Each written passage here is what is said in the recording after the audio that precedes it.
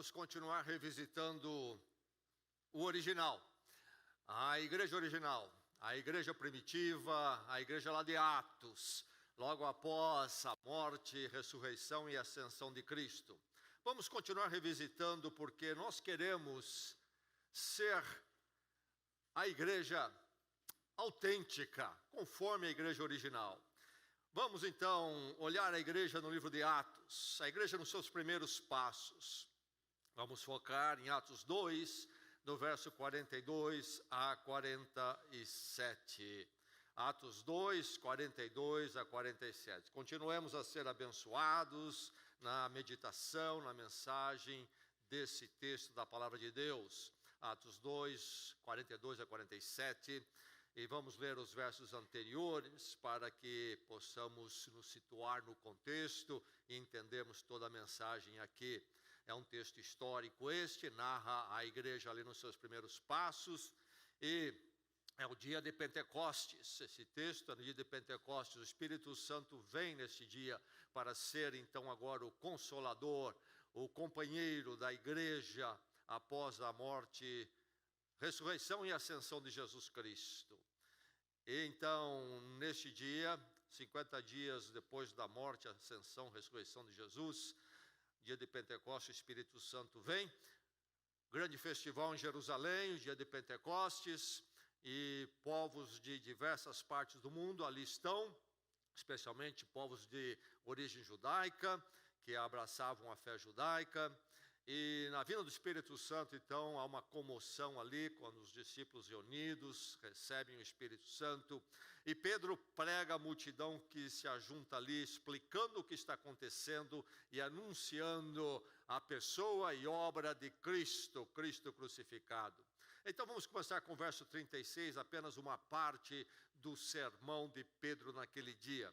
Ele diz assim: portanto, que todo Israel fique certo disto. Este Jesus a quem vocês crucificaram, Deus o fez Senhor e Cristo. Quando ouviram isso, ficaram aflitos em seu coração e perguntaram a Pedro e aos outros apóstolos: irmãos, que faremos? Pedro respondeu: arrependam-se e cada um de vocês seja batizado em nome de Jesus Cristo para perdão dos seus pecados e receberão o dom, a dádiva do Espírito Santo, pois a promessa é para vocês, para os seus filhos, para todos os que estão longe, para todos quantos o Senhor, o nosso Deus, chamar. Com muitas outras palavras, os advertia e insistia com eles: salvem-se desta geração corrompida. Os que aceitaram a mensagem foram batizados e naquele dia houve um acréscimo de cerca de 3.000 pessoas. E agora então, nosso texto que narra como que esta grande igreja em Jerusalém vivia, o que ela cria, o que ela praticava. Vamos ouvir a palavra de Deus, vamos recebê-la de mente e coração aberto nesta manhã. Que ela abençoe esta igreja e todos quantos aqui estão. Diz o texto, falando desta igreja, que incluía agora mais 3.000 pessoas. Eles se dedicavam ao ensino dos apóstolos e à comunhão, ao partir do pão e às orações. Todos estavam cheios de temor e muitas maravilhas e sinais eram feitos pelos apóstolos. Os que criam mantinham-se unidos e tinham tudo em comum, vendendo suas propriedades e bens, distribuíam a cada um conforme a sua necessidade. Todos os dias continuavam a reunir-se no pátio do templo, partiam o pão em suas casas e juntos participavam das refeições com alegria e sinceridade de coração, louvando a Deus e tendo a simpatia de todo o povo. E o Senhor lhes acrescentava diariamente os que iam sendo salvos. Então temos aqui a igreja se dedicando ou perseverando na doutrina, no ensino dos apóstolos. Essa igreja que perseverava em comunhão, continuava a cultuar juntos no pátio do templo, diz o verso 46, e eles também partilhavam da comunhão. A comunhão era parte da igreja. Então, em comunhão, eles tinham alegria. Tudo eles faziam, diz o verso 46, com alegria, com alegria. O verso 47, louvando a Deus. Então, comunhão, culto com alegria. Comunhão, culto com alegria. Grande tema das Escrituras dos Evangelhos, a alegria. Quando os anjos anunciam aos pastores que estão no campo que o Messias havia nascido em Belém, eles dizem: temos boas novas de grande alegria. A obra de Cristo, a pessoa de Cristo, o Evangelho, a palavra de Deus é sobre alegria. Vamos ler um pouco mais a palavra. Acompanhe, vou ler no Evangelho de João, capítulo 15.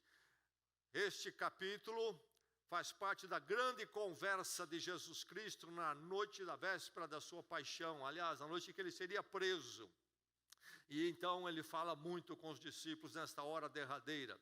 Vou ler versos 10 e 11 do Evangelho de João, no capítulo 15. Jesus Cristo falando, ele diz: se vocês obedecerem aos meus mandamentos, permanecerão no meu amor, assim como tenho obedecido aos mandamentos de meu Pai, e em seu amor permaneço. Tenho dito estas palavras, para que a minha alegria esteja em vocês, e a alegria de vocês seja completa. Para que a minha alegria esteja com vocês, e a alegria de vocês seja completa. O apóstolo Paulo falou também sobre alegria. Escrevendo à igreja em Gálatas, ele aponta o caminho que é a vida cristã movida pelo Espírito Santo. E ele fala em Gálatas 5, 22 e 23 sobre o fruto do Espírito. No singular, uma coisa só, mas com diversas facetas.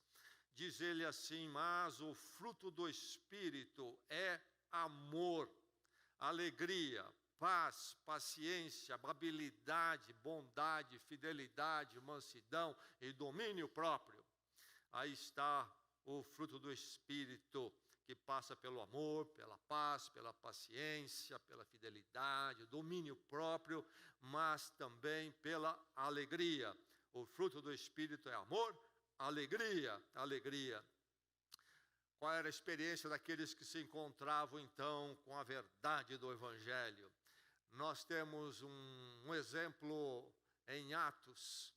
O apóstolo Paulo realiza a sua segunda viagem missionária, partindo de Antioquia. E nessa segunda ele vai chegar em aquilo que chamamos hoje de território europeu, Grécia. E num dado momento ele vai chegar à cidade de Filipos. E lá, depois de anunciar o Evangelho e ter algumas coisas ali, alguns eventos que aconteceram, que perturbou a cidade com o que ele fazia em nome do Senhor Jesus Cristo, ele acabou preso, açoitado e preso junto com seu companheiro Silas. E Paulo na prisão, estava ali com Silas louvando ao Senhor, à meia-noite, e veio um terremoto, abalou a prisão. O carcereiro viu que a situação ficaria complicada, os prisioneiros poderiam fugir. O carcereiro pensou em se matar, porque diante do direito romano, ele era responsável pelos prisioneiros e a prisão deles. E Paulo intervém, e ele não se suicida, e ele acaba levando Paulo e Silas para a casa dele. Ele ouve o Evangelho, ele pergunta sobre a salvação, e ele se converte. E naquela noite, então, há ali uma festividade naquela casa, uma celebração. Atos 16, 34 diz assim: então o carcereiro os levou Paulo e Silas para a sua casa, serviu-lhes uma refeição e com todos os de sua casa alegrou-se muito por haver crido em Deus. Alegrou-se muito por ter havido crido em Deus. Ninguém que chega ao Evangelho diz, fiquei muito triste porque cheguei ao Evangelho. Mas sempre alegria. Por isso que Paulo, décadas depois deste momento, quando ele passa em Filipos pela primeira vez, passa pela prisão, é liberto, etc., ele escreve uma carta décadas depois a esta igreja.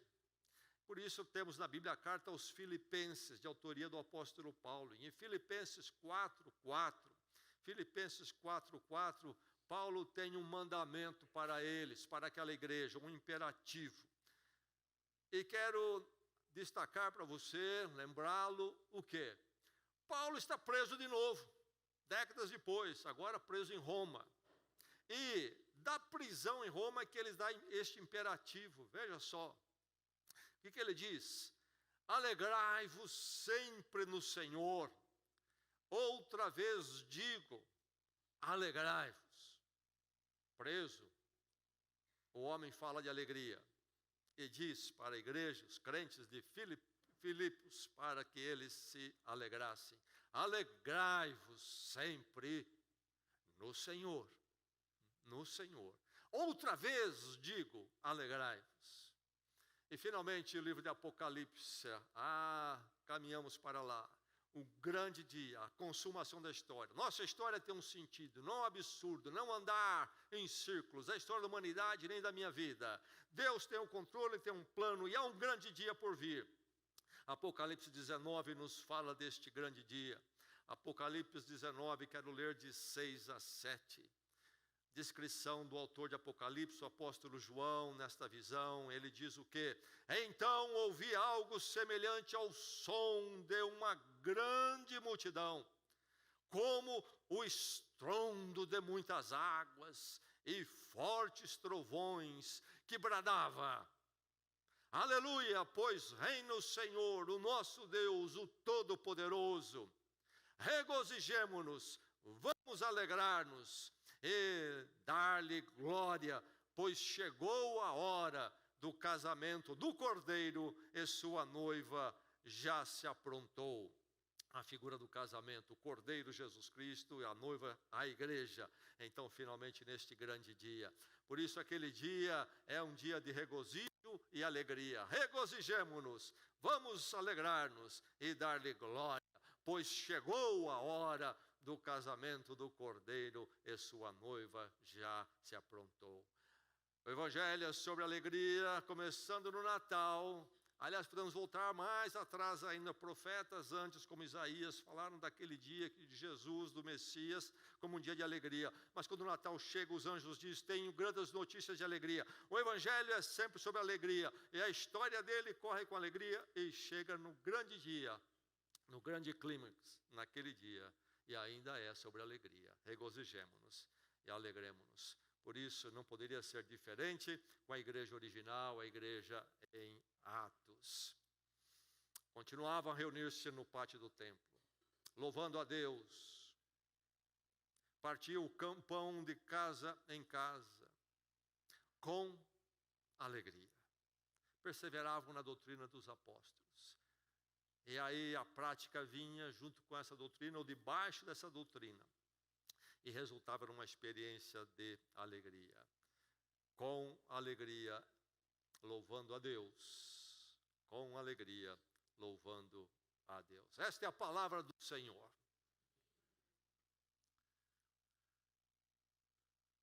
Futebol é a alegria do povo.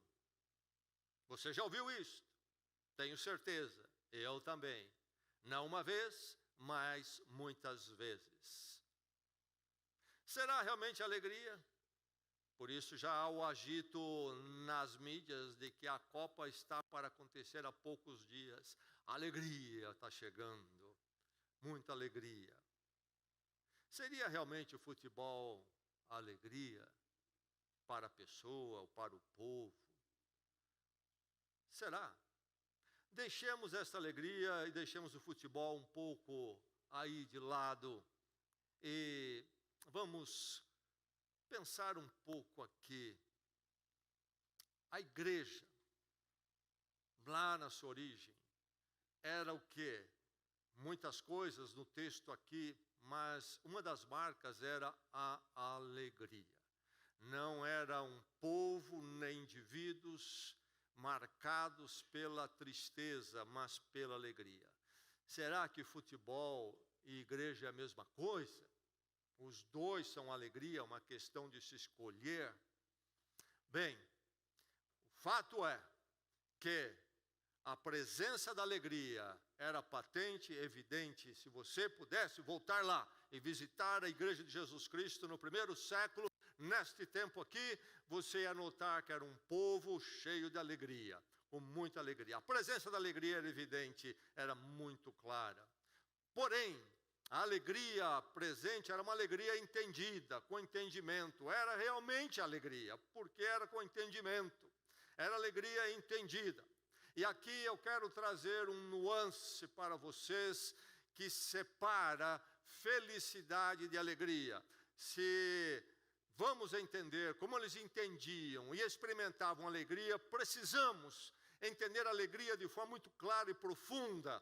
E aí, essa nuance distinguindo felicidade e alegria é fundamental. Nos nossos dias, o uso de felicidade e alegria acabou se cruzando e se confundindo e praticamente tem um sentido comum de mesma coisa. Mas quando nós pensamos realmente nas experiências humanas e vamos inclusive à origem dos termos, nós encontramos uma nuance que pode nos ajudar muito aqui. Felicidade. Esse termo vem para nós do latim felicis, que é nos dito que tem o significado de fértil. Então, estava relacionado com um frutificar, com um sucesso, nessa direção. Se vamos ao grego, que é a linguagem, o grego antigo, a linguagem do Novo Testamento, a linguagem aqui de Atos, havia no grego o termo eudaimonia, que significava, são duas palavras e o sentido é um bom demônio, bom demônio. E tinha o sentido entre os gregos, da cultura grega, de então você está acompanhado da boa sorte, que é um demônio bom que está com você. Então, a boa sorte, isto é, as coisas no exterior vão caminhar bem, vão avançar bem, as coisas do seu exterior. E se nós pensamos então aqui no sentido da palavra no grego e no latim, felicis, nós vamos ver que há muita semelhança. Se refere ao quê? Ao frutificar no sentido de sucesso, do prosperar e outras coisas mais. É sempre uma experiência do exterior da minha pessoa, localizada no exterior da minha pessoa. E aí me afeta, mas no exterior, algo do mundo que então me dá uma certa sensação. Essa sensação de um prazer que vem de onde? Baseado no quê? Provocado pelo quê? Estímulos exteriores do mundo, estímulos exteriores mundanos. Pode ser uma possessão material pode nos dar essa felicidade, experiências físicas, relacionais, pode nos dar a tal da felicidade, os romances, pode ser o sexo, pode ser um entretenimento, etc. Temos muitas fontes de felicidade das mais diferentes formas e qualidades, moral, etc. Carnaval, para muitos, é a fonte de alegria. Dito que na verdade, quero dizer que ele se encaixa na felicidade. O humorismo se encaixa onde? Na felicidade. Quando somos expostos a um humor, e o humor mexe com as nossas emoções, nos dá uma sensação de prazer, não é alegria, é felicidade. As artes podem nos dar felicidade. As coisas, posses materiais podem nos dar felicidade, mas jamais a alegria. A felicidade que vem então dos estímulos exteriores, a felicidade é fugaz, é furtiva, ela é produzida humanamente. E mais, felicidade não significa contentamento. Conheço pessoas, por exemplo, de grande sucesso, que têm felicidade cada vez que ele avança no seu sucesso, principalmente material, mas nunca encontram contentamento. Felicidade não quer dizer que a pessoa experimenta contentamento em si. Bem, aí um pouco de felicidade para nosso entendimento de alegria. Lembre-se que também é muito possível ter felicidade e estar sem alegria. Será? Sim, sim. Em 2014, um homem se suicidou. Quem foi? Robin Williams, ator famoso, conhecido à volta do mundo. Atuou em muitos filmes de sucesso, inclusive muitos com tom de comédia. Ele era um comediante stand-up. Alegou, não, deu felicidade a muita gente. Fez muita gente rir por um momento. Mas ele mesmo acabou nas drogas, no álcool e acabou no suicídio. Então veja bem que felicidade pode acontecer sem nenhuma alegria. Alegria é algo muito mais sublime e profundo. O pensador, matemático, filósofo Blaise Pascal, falecido em 1662, escreveu um livro conhecido e reconhecido até hoje, Os Pensamentos de Pascal. E há um capítulo onde ele fala sobre a diversão, e no sentido de distração, diversão no sentido, então nós não temos bem sentido no português, nós vem daí de divergir, isto é, você distrair para o outro lado. E seria isto o que, por exemplo, um esporte faz conosco, ou um espetáculo qualquer. Bem, então em Pensamentos, no capítulo Diversão, Pascal vai falar sobre a experiência humana. Primeiro ele trata antes sobre o tédio. Como o ser humano tem problema com o tédio, porque ele tem um problema interno não resolvido. E Pascal sabia muito bem disto, que ele vai passar pela conversão, encontro com Cristo na sua vida adulta. Homem muito inteligente, grande pensador, e ele tem este encontro, ele entendia muito do coração humano a parte de Deus. Ele viveu muitos anos assim. E ele fala que o problema do tédio humano é por causa de um vazio espiritual. Ele não se aguenta a si mesmo, ele precisa estar fazendo algo. Muito bem, mas no capítulo de Diversão, que vem depois, em seguida do tédio, ele vai dizer o que sobre o ser humano. Não tendo condições de eliminar a morte, o fracasso moral, a ignorância espiritual, o ser humano foge de pensar nestas coisas para que possa ser feliz. Não alegre, feliz. O ser humano tem um problema, aliás, um problema grande demais. Ele não consegue eliminar a morte, o fracasso moral, e ele é espiritualmente ignorante, não sabe o que é realmente o sentido, para o propósito para a existência. E então o que ele faz, diz Pascal? O ser humano foge de tudo isso. De que forma? Usando qualquer subterfúgio, diversão, para que possa ser feliz. Encontra felicidade e não alegria. Felicidade então pode ser esse anestésico para a falta de alegria. Felicidade pode ser um anestésico porque não temos alegria.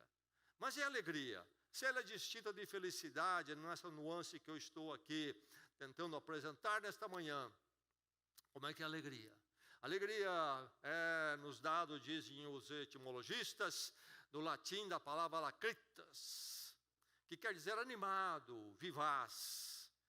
E do grego, a linguagem que vem para nós, as Escrituras, o Novo Testamento, há pelo menos duas palavras para alegria no grego, e elas expressam no grego uma experiência intimista. Experiência intimista. É uma condição espiritual, alegria, em mim. E não é uma questão de estímulos, sensação de prazer produzida por coisas do mundo. A alegria é experimentada por nós numa pequena medida, por exemplo, quando andamos num caminho um pouco mais próximo de Deus. Eu estou falando nós no sentido da humanidade toda, mesmo o ser humano que não conhece a Cristo. Ele pode experimentar um vestígio, uma pequena parte de alegria em alguns momentos, quando ele dá algum passo numa direção um pouco mais alinhada com Deus. Por exemplo, quando o ser humano percebe, toma ciência de que nele, num dado passo, um dado momento da vida, há uma harmonia entre os valores morais corretos e sublimes e o seu comportamento, ele sente uma medida de alegria. Não é assim com você?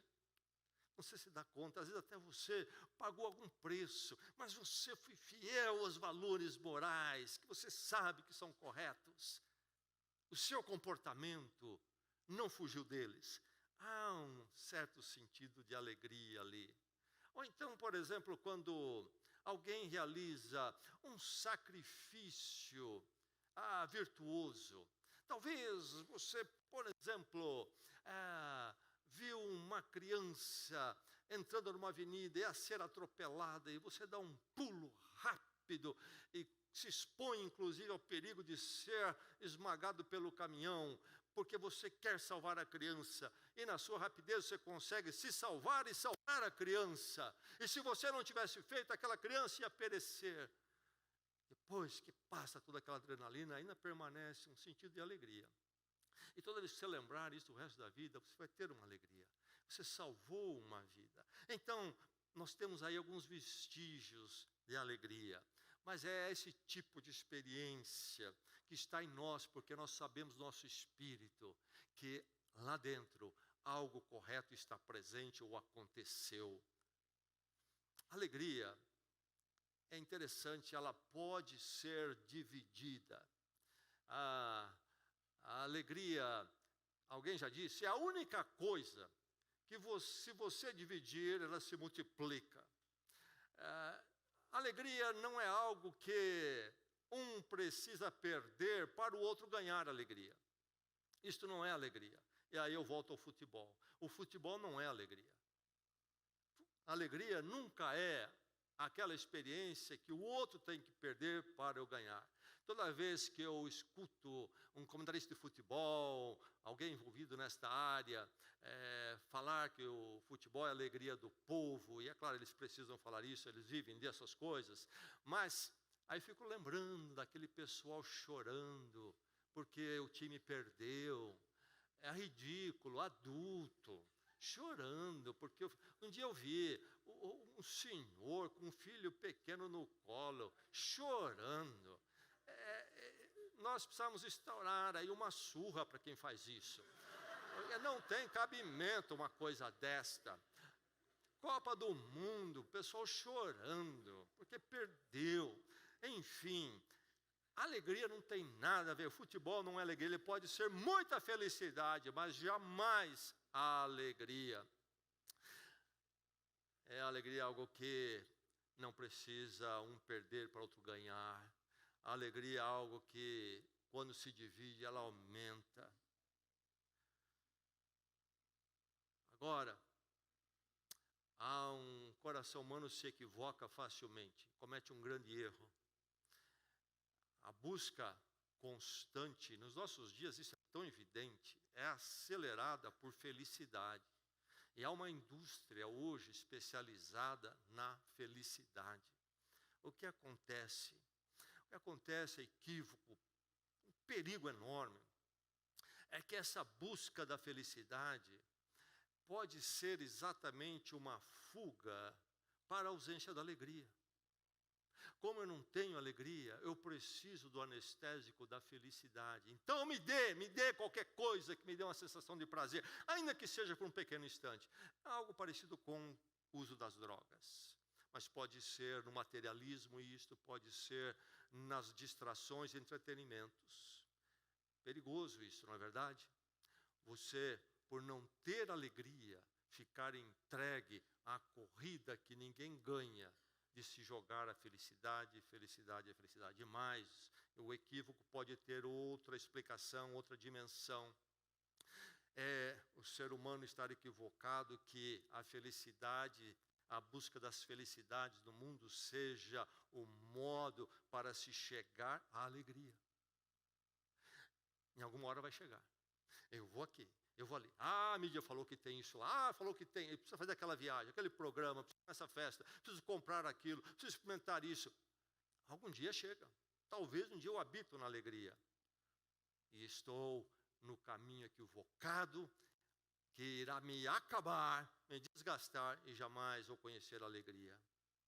E mais, o perigo das felicidades que hoje em dia são tão intensas à nossa volta, é qual?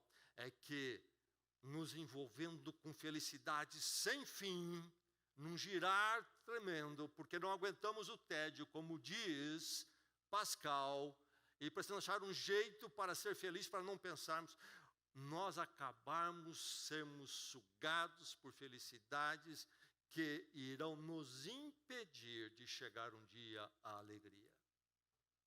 Bem, a igreja primitiva, a igreja original, ela cultuava, comungava, cria, diz o texto todo aqui, no Cristo crucificado, cria com alegria.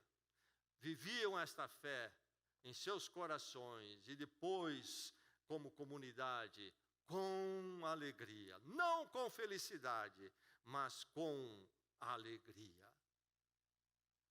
Que alegria é esta? Se não é isto, se não é felicidade, e se a alegria é assim, então que esta alegria, bem, é algo que precisa ser experimentado de uma forma única, de uma forma tremenda, tremenda. Um dos maiores compositores de música clássica, você deve saber, é Bach, Johann Bach. Falecido, aliás, ele faleceu depois, mas ele escreveu uma música, talvez a mais conhecida popularmente dele, talvez, chamada Jesus, Alegria dos Homens, ou dos seres humanos. Ou numa tradução, parece-me mais literal, Jesus, a alegria do desejo, da ansiedade humana. Nada poderia ser dito melhor. Aquela bela música é sobre isto. Jesus, a alegria do ser humano. Alegria, no sentido pleno.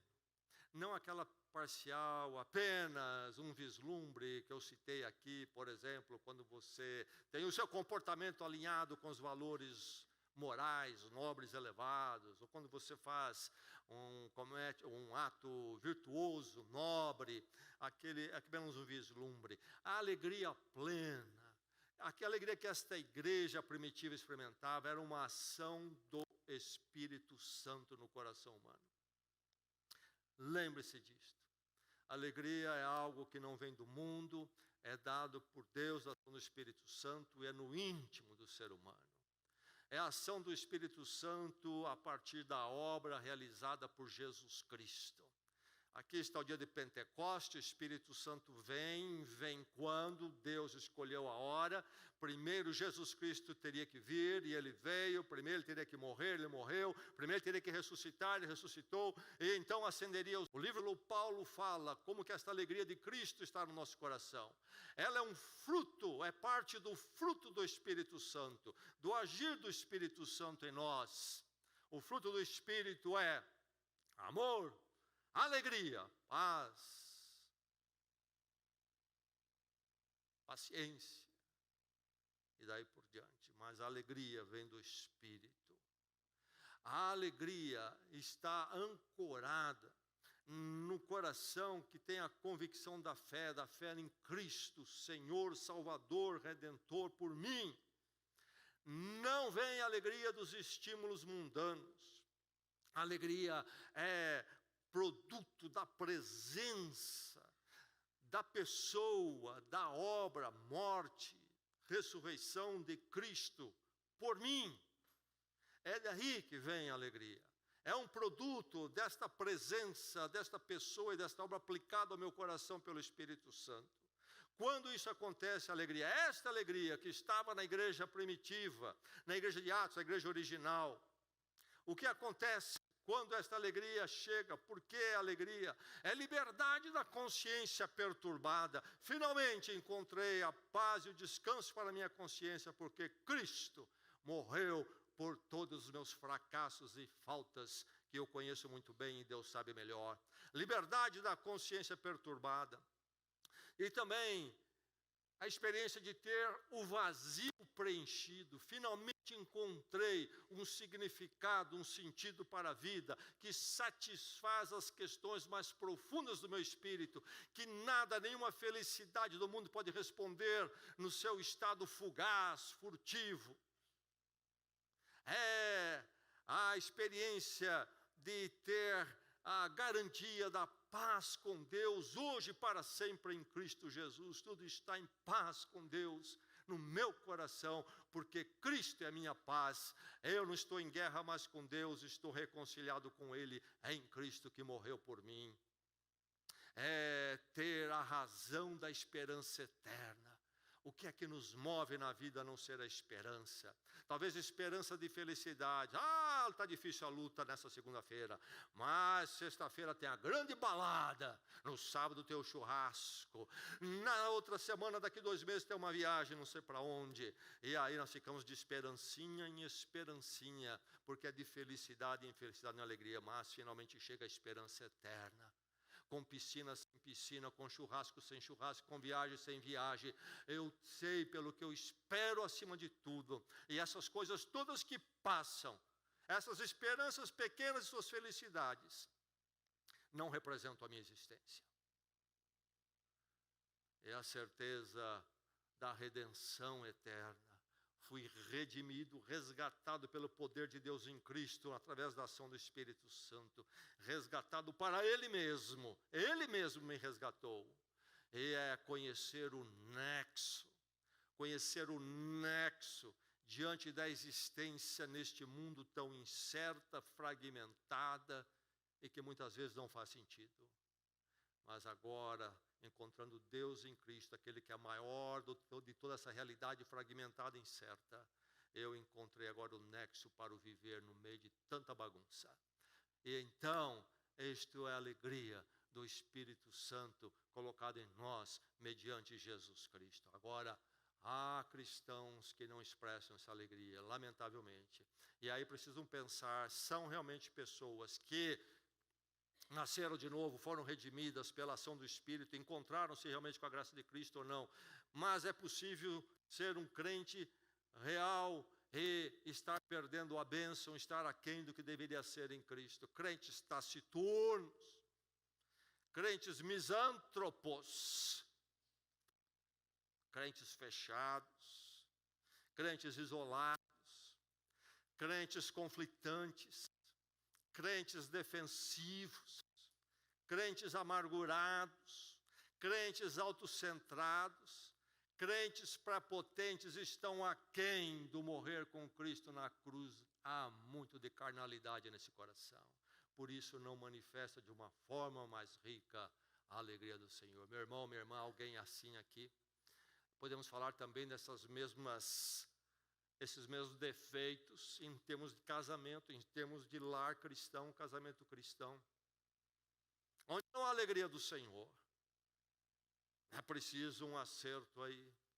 Mas, meu irmão, minha irmã, igreja aqui, é possível perder a alegria do Senhor? Sim, é.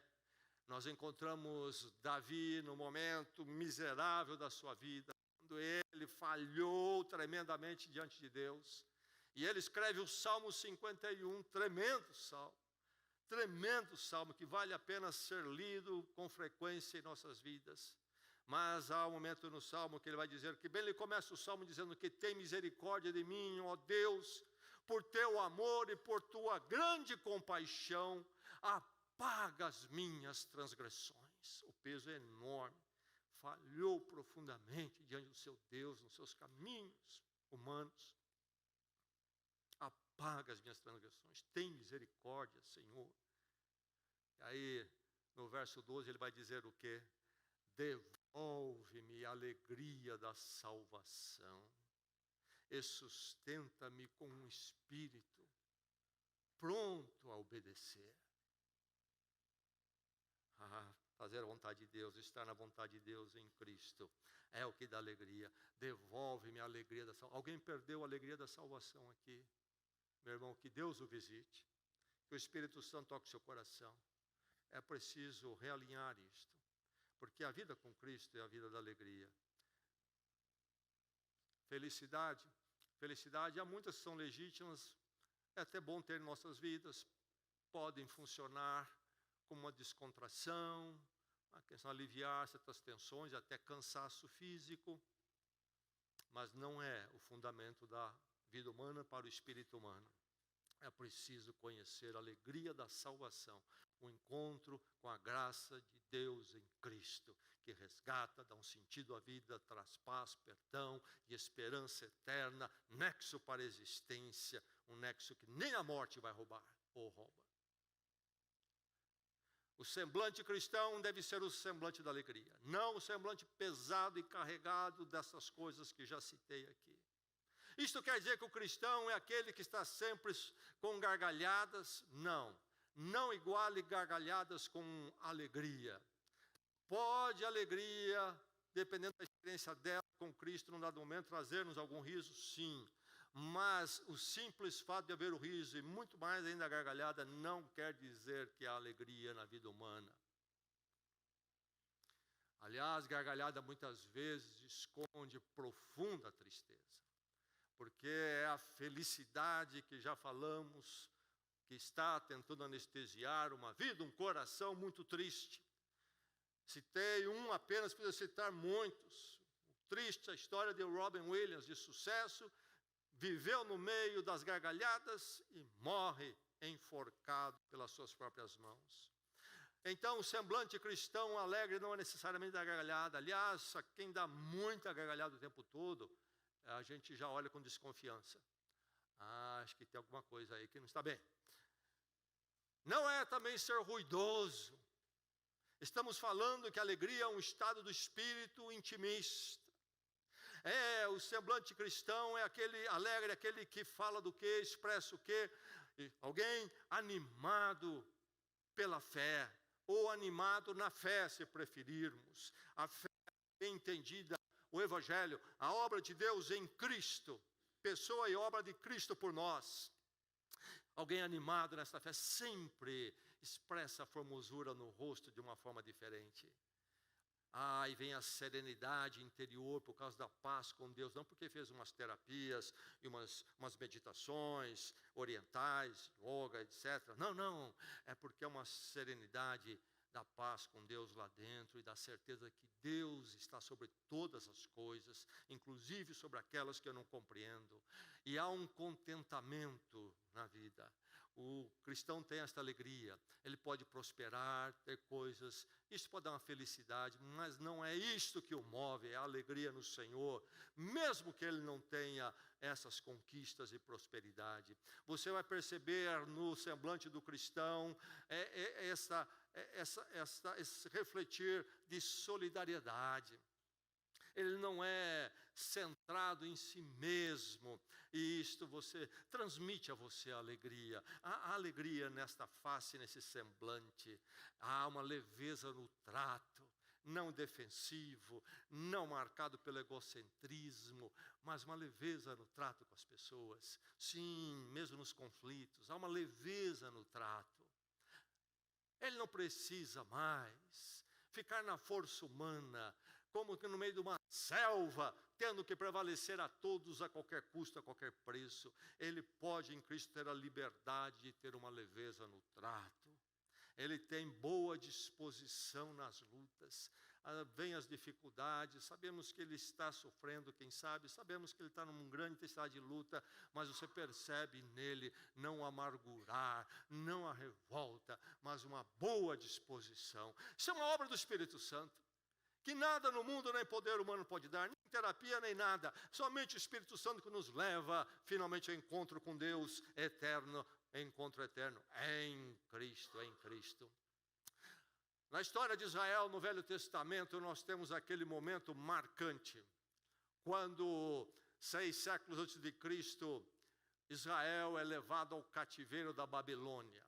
E a terra de Israel é arrasada, a capital Jerusalém é arrasada, o templo em Jerusalém é arrasado.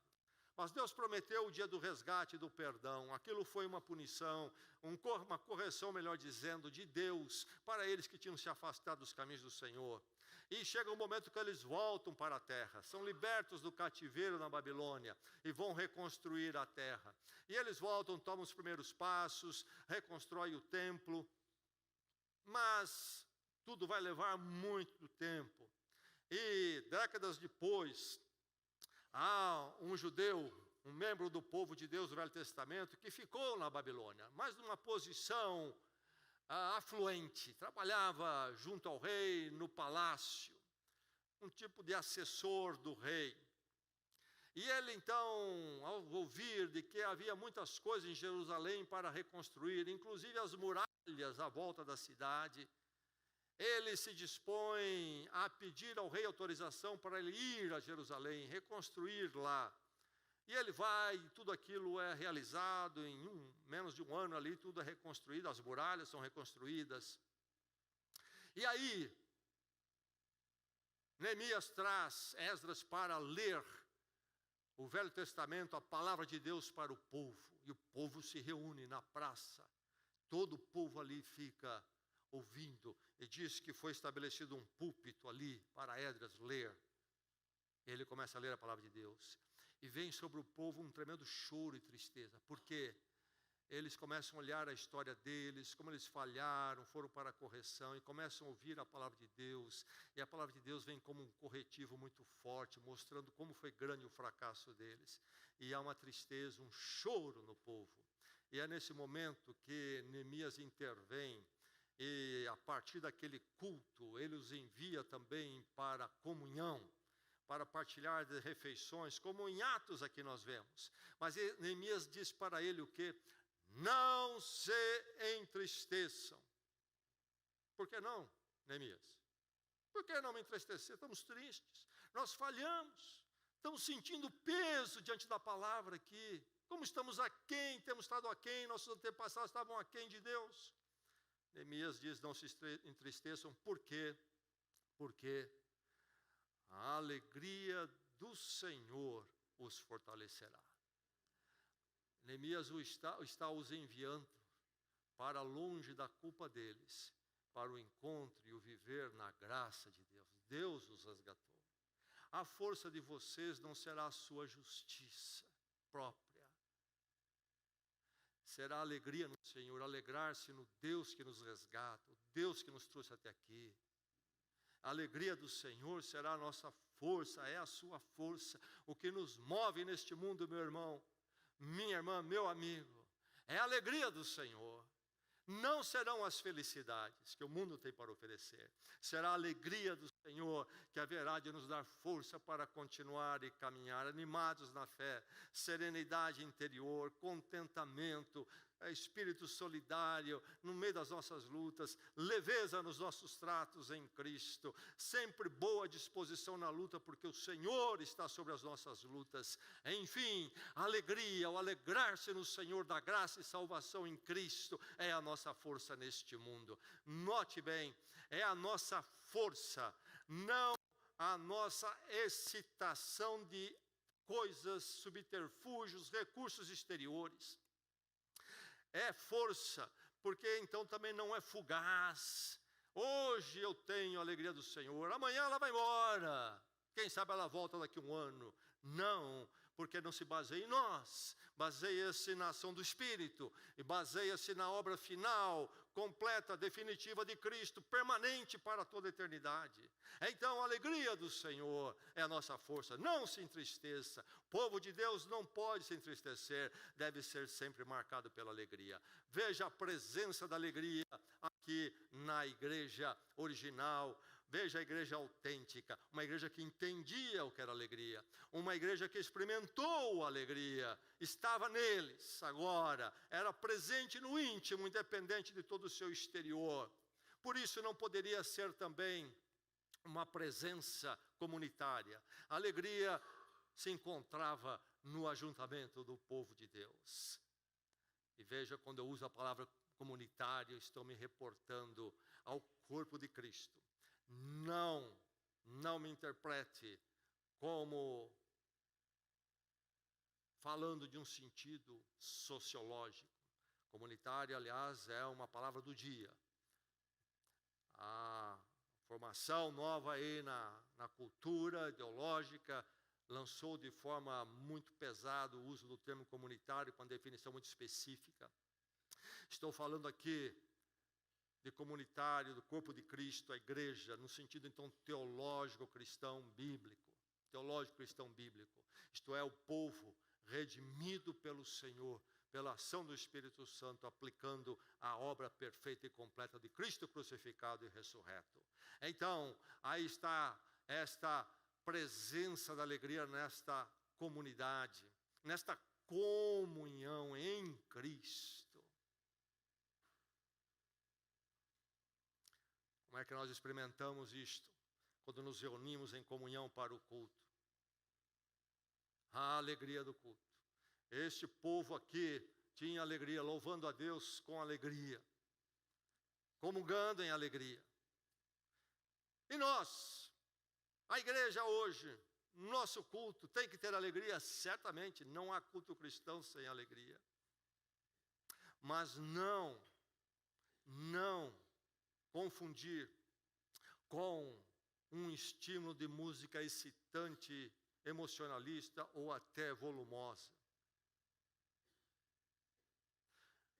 Não alegria que vem de um instrumental envolvente. Não alegria de um show gospel eletrizante. Não alegria de um pastor engraçado.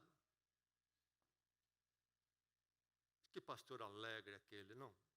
Ele tinha uma piada a cada 5 minutos. Eu gosto desse pastor. Meu irmão, cuidado com as felicidades no culto. O crente pode descontrair, claro. Até o pastor pode, sim. Mas toma muito cuidado. Domingo passado, eu saí um pouco pesaroso daqui. Porque saí da linha que eu procuro ocupar aqui quando eu prego, e soltei uma descontração no final. Por que eu saí pesaroso? É provável que eu pergunte a você sobre o que é que a palavra de Deus lhe falou naquele domingo, você não se lembrar, mas se lembrar da descontração. Houve um movimento evangélico que marcou época na Europa, Inglaterra particularmente, nos Estados Unidos, teve um impacto profundo na cultura americana, chamado puritanismo. Era um povo evangélico que queria uma doutrina muito à luz da palavra. Viviam uma vida cristã intensa, os puritanos, na Inglaterra e Estados Unidos. O atual pastor batista John Piper, um homem muito inteligente, preparado, autor de muitos livros e entendido na questão dos puritanos, ele fala sobre como a pregação puritana jamais tinha qualquer anedota. Queriam mais da palavra, e mais da palavra, e mais da palavra. Se a palavra de Deus não for, meu irmão, aquilo que nos dá alegria no culto, isto é, o Deus revelado na palavra em Cristo, nós vamos sobrar com felicidades. Não vamos estar muito melhor do que o mundo. Não um pastor engraçado.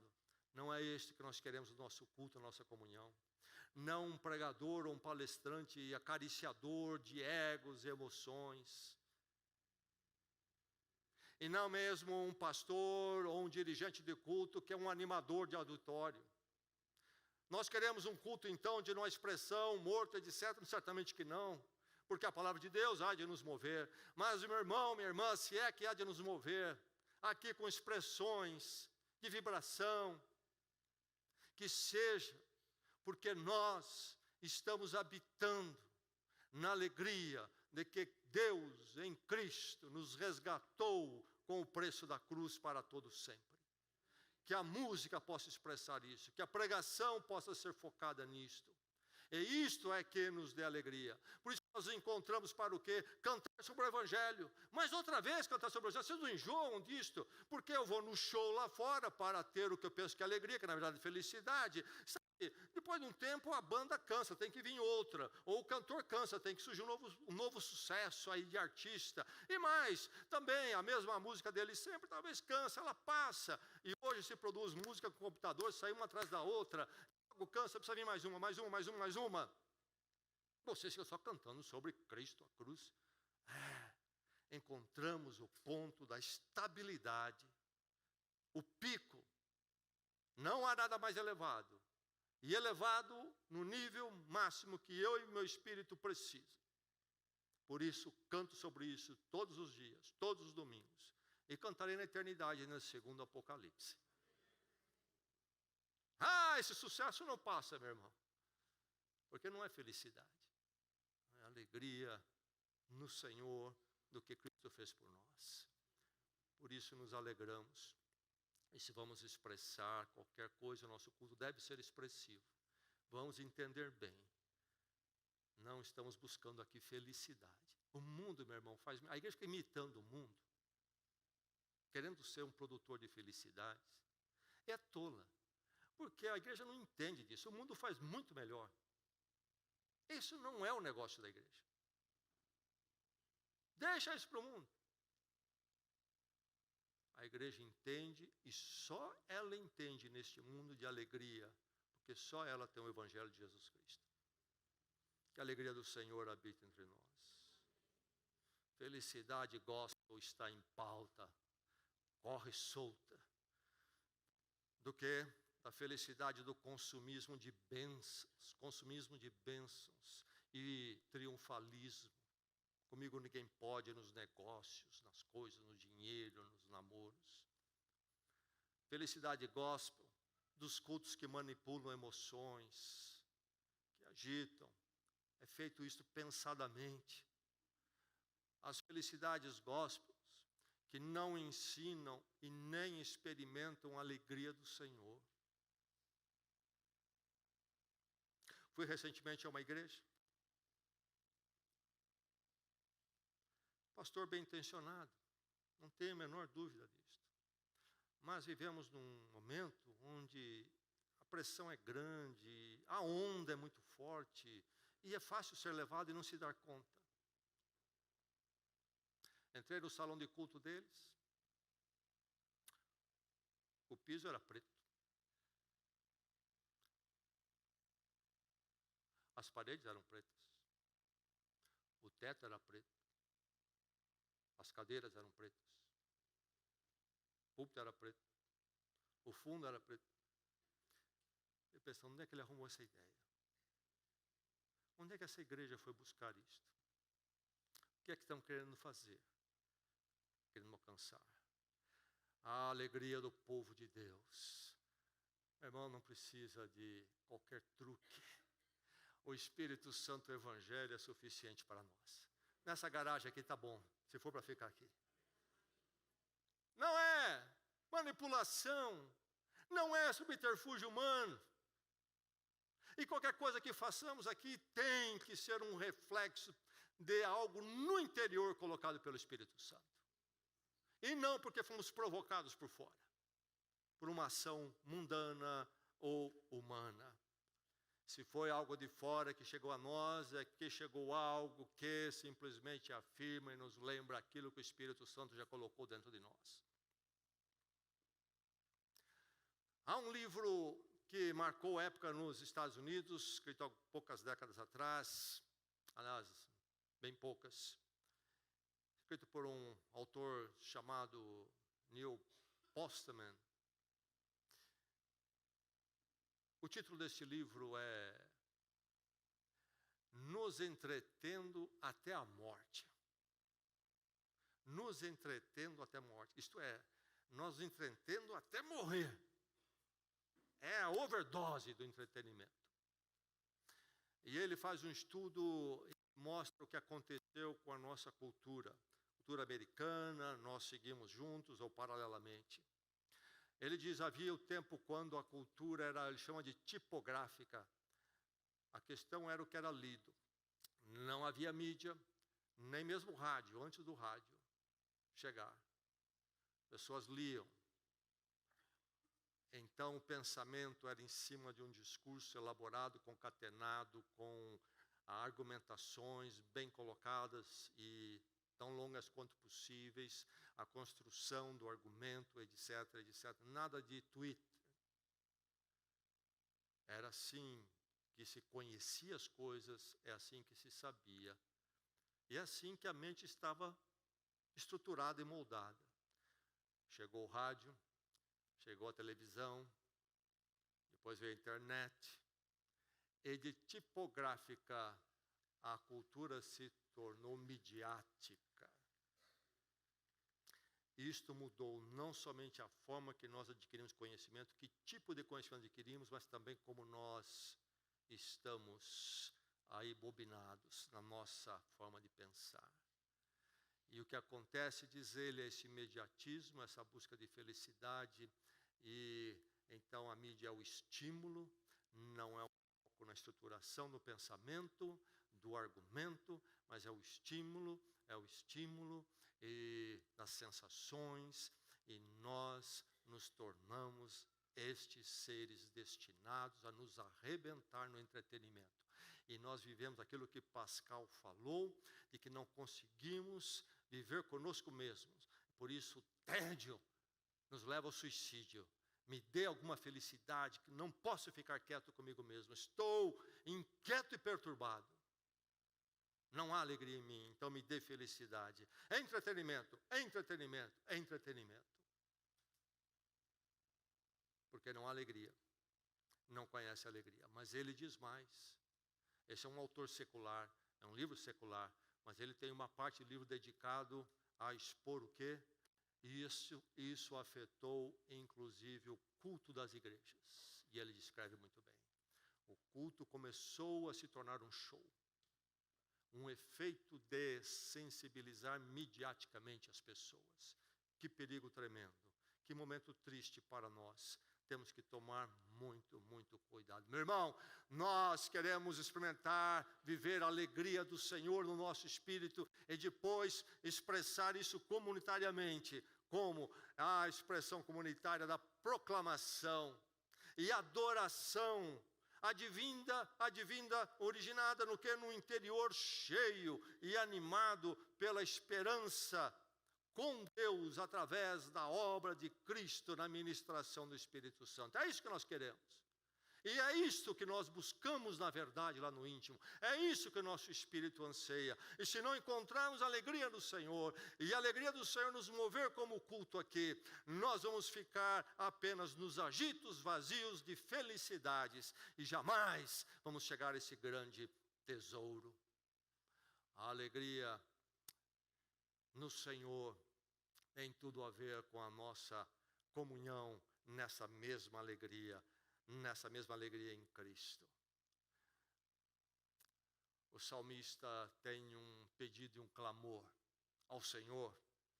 No Salmo 122, verso 1, como é que começa o Salmo? Você se lembra? Alegrei-me com os que me disseram. Vamos ver o show. Vamos ver a banda última gospel que está na praça. Vamos ver aquele pregador engraçado. Vamos à casa do Senhor. Leia como é que era o culto no templo, meu irmão. Você tem uma ideia. Alegrei-me com os que me disseram, vamos à casa do Senhor. Alguém aqui que não tem alegria de ir à casa do Senhor? A garagem? Não, Deus não mora aqui. O povo de Deus hoje. Nós somos a casa do Senhor. O Espírito do Santo, não é isso? Somos o templo do Espírito. Diz Paulo em 1 Coríntios. Estar com a casa do Senhor. Não tenho alegria. Perdi essa alegria. Há algo profundamente errado com você. Por isso até que eu não sou fiel aos cultos. Porque eu não tenho alegria nisso. É um dever que eu cumpro aí. Eu acho que até é certo, entendeu? Mas eu não tenho alegria. Há algo profundamente errado no seu coração. Isso exige um tratamento com Deus. O que é que você faz numa oportunidade única na semana, quando você pode cultuar com o povo de Deus? O que é que você faz? Vai em busca de uma felicidadezinha do mundo, não é verdade? Ela tem até seu lugar, talvez, é algo legítimo para o crente, mas meu irmão, minha irmã, trocar isso por estar na casa de Deus, quando se poder fazer isso em outra hora, há algo errado no seu coração. Homens, deixe-me falar com vocês. Deus os colocou na sua casa, homens casados, maridos, pais, para você ser o quê? Um machista que põe todo mundo para te servir. Não, está longe da Bíblia. Deus o colocou como líder moral e espiritual da sua casa, que pela sua vida e seu exemplo, e aí então a sua palavra, todos possam lhe seguir e serem edificados no Senhor. Homens, você é o primeiro a dizer, vamos à casa do Senhor, eu tenho uma alegria nisso. Ou não tem? Ou não tem?